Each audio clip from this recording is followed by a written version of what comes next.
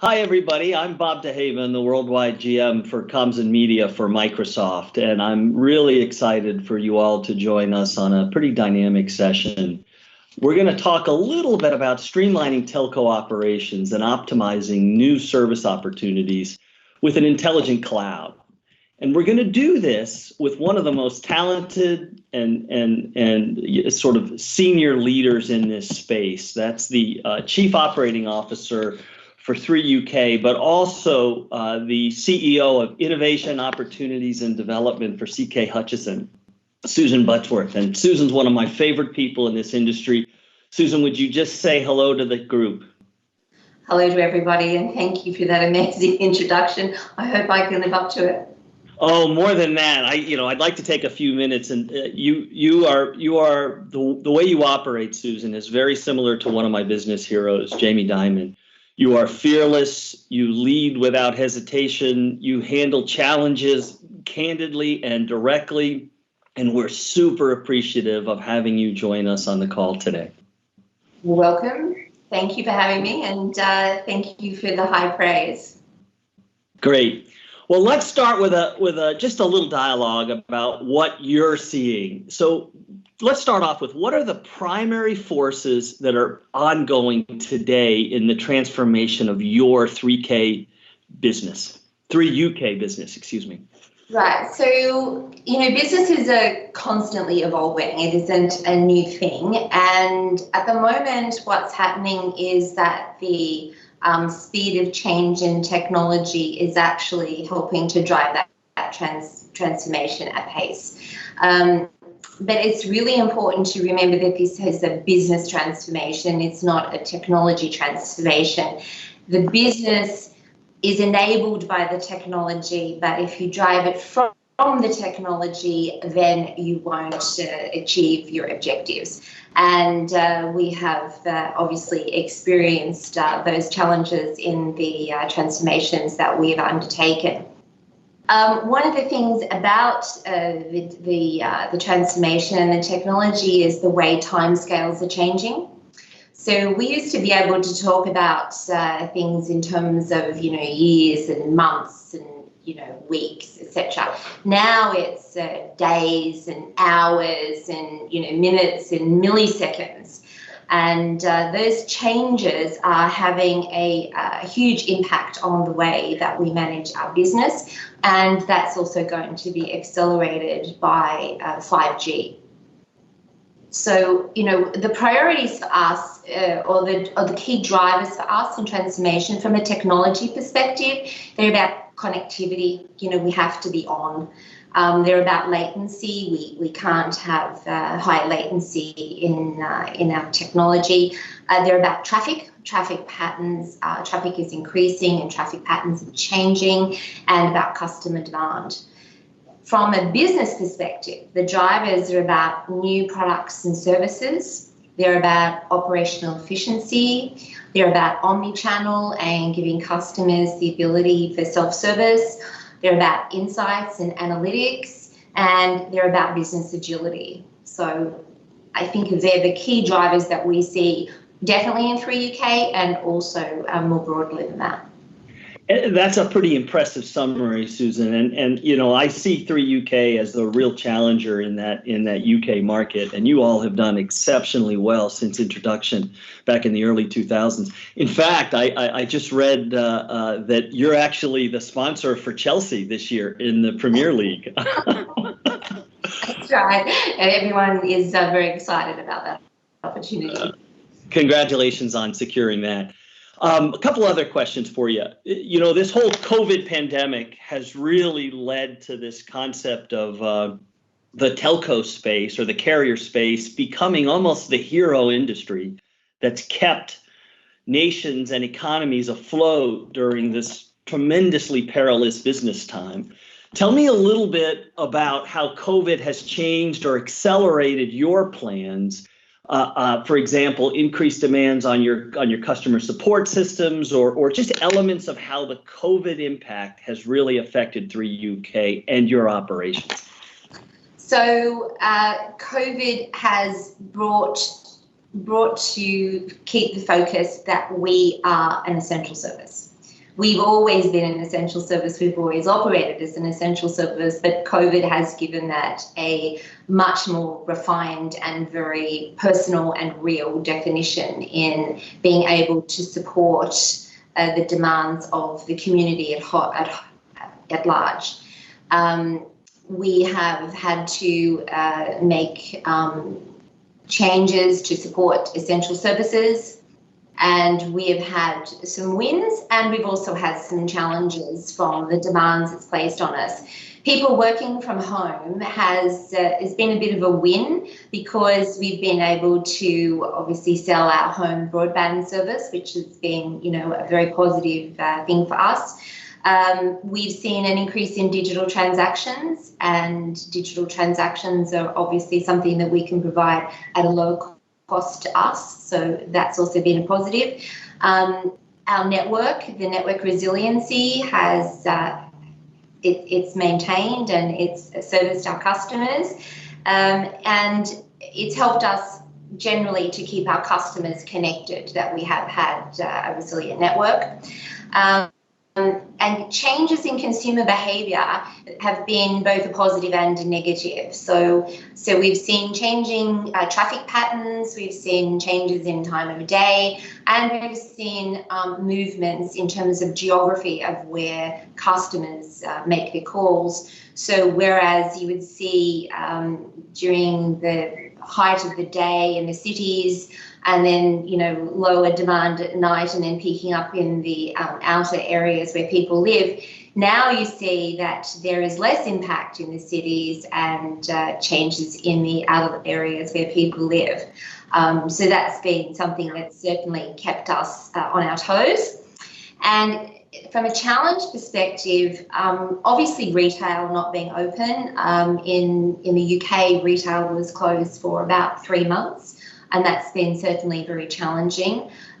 We have some of our services that we outsource to, across border, and in certain times we were given very, very short notice that, make another alternative offer here, because this border is going to be closed, which again has been very exciting.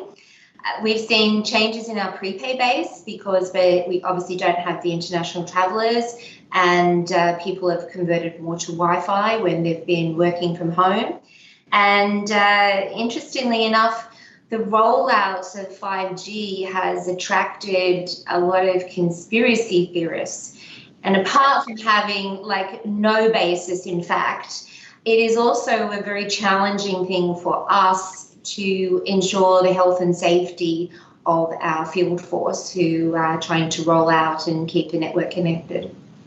Interesting. I hadn't heard that last one. That's kind of frightening, this conspiracy theory and the social networking that's going on around 5G causing cancer and all that kind of stuff. It's just ludicrous. So it is certainly prevalent in the UK and has affected not just us, but other operators as well. So, you originally mentioned a comment about the physical network attributes of what's gone on with COVID vis-a-vis, not central business offices or central cities carrying the load. Now the load is being distributed out into the suburbs on a 24-hour basis, and that your networks have all been designed around the concept of a centralized downtown network where a majority of workers are. I know you guys have transitioned your OSS and BSS platform to the cloud. Tell me a little bit about why you did that and how that's affecting your operations. Is that making you more nimble? Is that enabling you to serve customers better? Definitely. I guess the greatest benefit was agility, really. I mean, we were one of the early adopters of moving to the cloud, and we had extremely ambitious plans. And, in terms of agility, we were able to go from a standing start to having a off-premise cloud up and running in weeks. And we would not have been able to do that in weeks previously. Because we were one of the earliest movers, it has given us certainly the opportunity to work with companies like yourself to grow together, shall I say, because there is the theory of moving to cloud, and there's then the practical application of doing it. And I think that we are now a little bit closer, having the theory and the practice aligned. But certainly, originally, it was something that we worked through very closely with yourself. The upsides are that cloud, definitely improves time to market. It allows us for rapid growth, and it can reduce development life cycles, and it can help you with your cost management if you do manage it well, because particularly in areas of test environments, you can stand environments up and turn them off very quickly. What you need to do is you need to manage it, because otherwise it can get a little bit out of control, which would in effect be very costly. It's great for analytics, because analytics is one of those things that has, variable demands on capacity. And so we're able to do the insights quite well. And it enables automation. And even though it enables automation, it's something that we need to work a little bit more to get the benefits from. So that's probably the next pillar that we'll be looking at, as to how to exploit the automation a bit better. Really great answer, and quite insightful for all of us. Thank you for that. And sort of that response is predicated largely on central operations of what you guys are doing. Do you feel the same about enterprise or enterprise opportunities where we're going to market together to create new products to sell into that space? Are you seeing any benefits in that space? We're certainly seeing opportunities in that space. For the last couple of months, we've been really back to basics, concentrating on getting the fundamentals right to support our customers. But certainly the enterprise area is an area of opportunity for us. Awesome. Great to hear. My last question for you, Susan, tell me what's next for 3UK. You guys obviously got the big branding deal with the Premier League and Chelsea. You're a dynamic force in the UK marketplace. You're really making some headway up there. You've redesigned your operations around a cloud efficient model. Sort of tell me what's next for the 12 to 18 months for 3UK. Well, one of the things that we are very fortunate to have in 3UK is a very, very healthy 5G spectrum portfolio. So we will be very focused on our 5G rollout, so that we can turn that asset into a highly productive resource. In the past, we've been predominantly consumer focused, and because we see 5G as a B2B2C opportunity, we do think that gives us certainly the opportunity to grow in the enterprise space, and that's something that we are definitely looking at. We are making a lot of investments in our network and our IT systems, and we have been doing that for a number of years. Over the next 18 months, we want to realise those investments.